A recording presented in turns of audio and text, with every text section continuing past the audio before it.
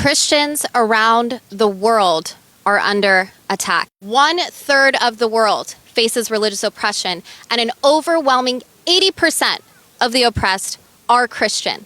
This makes Christians the most persecuted religious group. As we stand here today, according to Open Doors US, there are over 360 million Christians who are facing persecution solely because of their faith in Christ. I have been to the borders of war-torn countries. I have sat in the desert camps of people who have been imprisoned, persecuted, killed, and pushed out of their homes solely because of their faith. Their only crime was being Christian. We are witnessing an era where it has never been more dangerous to be a believer in Christ. There is a genocide underway in Armenia. 120 Armenian Christians are facing starvation, gross human rights violations, and being forced out of their historic land in Nagorno-Karabakh or Artsakh. Over 1,000 Christians were slaughtered in Nigeria in the first 100 days of this year alone. The Christian population in Iraq and Syria has diminished by over 80% in just one generation.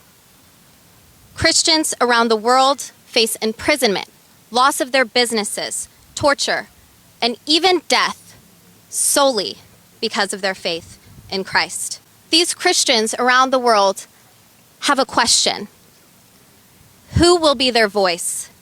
Who will be their advocate? Who will protect them? When speaking of genocide and atrocities, President Biden has said time and time again, we recommit ourselves to never again allow an atrocity like this to happen.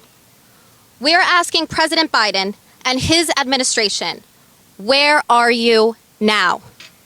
Where is the United States now as a genocide is unfolding in front of our eyes and Christian persecution is skyrocketing like never before? We are calling upon United States Congress and the Biden administration to keep their promise, to uphold the standard for international religious freedom, to intervene to stop the genocide happening right now in Nagorno-Karabakh or Artsakh, to sanction countries that are led by dictators and terrorists, and to protect Christians around the world who innocently face persecution because of their faith.